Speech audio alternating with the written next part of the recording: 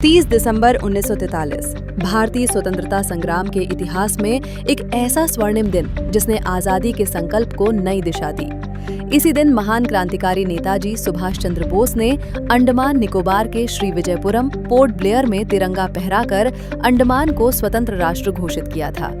ये क्षण केवल झंडारोहण नहीं बल्कि भारत के स्वाभिमान, साहस और आत्मनिर्भरता का प्रतीक बना। इस ऐतिहासिक परंपरा को आगे बढ़ाते हुए शहीद स्वराज फाउंडेशन ने डॉक्टर इंद्रेश कुमार के नेतृत्व में 14 वर्षों से जीवंत रखा है। ऐतिहासिक अंडमान क्लब, जहां नेताजी ने पहली बार तिरंगा फहराया था, वहां नागरिकों की सहभागिता से ध्वजारोहण हुआ और समुद्र तट के किनारे फ्लैग पॉइंट तक पदयात्रा निकाली गई। डॉक्टर इंद्रेश कुमार का कहना है कि ये आयोजन केवल एक औपचारिक कार्यक्रम नहीं बल्कि इतिहास बोध और राष्ट्रभक्ति का जीवंत संदेश है।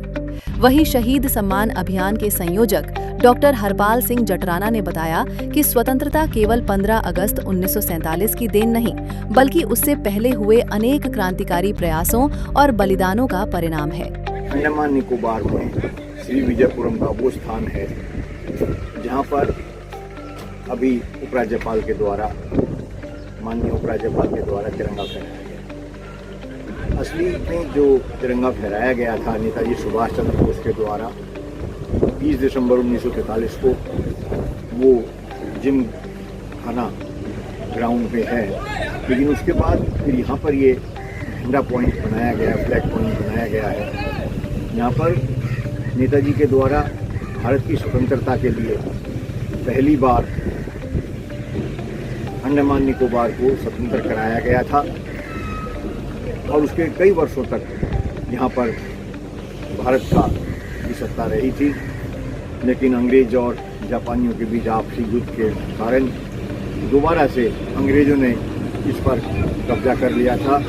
लेकिन ये वो स्थान है जिसमें भारत के पहले राष्ट्रपति नेताजी सुभाष चंद्र बोस हुए और उन्होंने 2 राज्यों में तिरंगा फहराया था। इस स्थान को हम नमन करते हैं। 30 दिसंबर 2025 को श्रीविजयपुरम में तिरंगा झंडा फहराया गया इंद्रेश जी के द्वारा, जो दिल्ली से 70 लोगों का दल लेके आए हैं। हम लोग भी, उनके कुछ और साथी भी अलग अलग प्रकार से आए हैं। इस स्थान पर नेताजी सुभाष चंद्र बोस जी के द्वारा 30 दिसंबर 1943 को भारत भूमि को स्वतंत्र कराते हुए श्रीविजयपुरम अंडमान निकोबार को पहली बार स्वतंत्र घोषित किया था। हमारे देश का ये सौभाग्य है कि नेताजी देश के पहले राष्ट्रपति थे।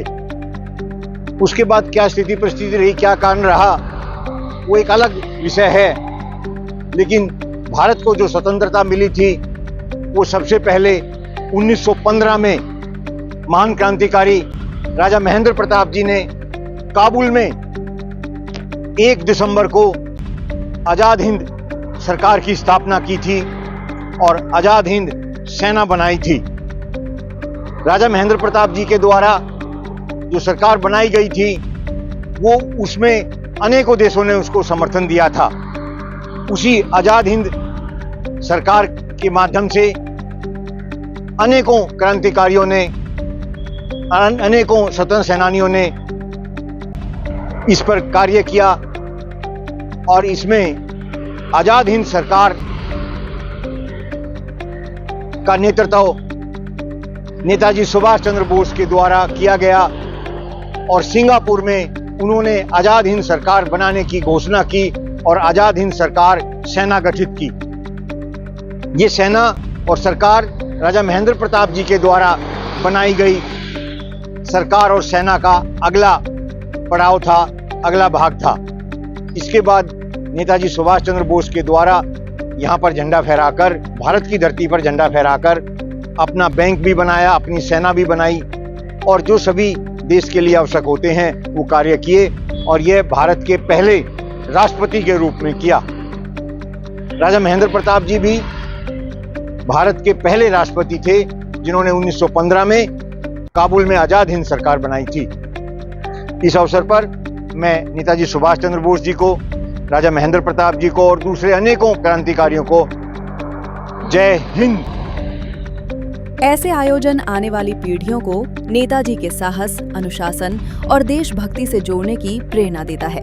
इस अवसर पर स्वतंत्रता सेनानी परिवार से सुषमा देवी, सामाजिक कार्यकर्ता आर प्रति सुनील, प्रियंका सिकदर, गीता कंदस्वामी, हेमंत कुमार ढींगरा, विजय पाटिल सहित अनेकों व्यक्ति उपस्थित रहे। इस दौरान उपस्थित व्यक्तियों को तिरंगा भी लगाए गए।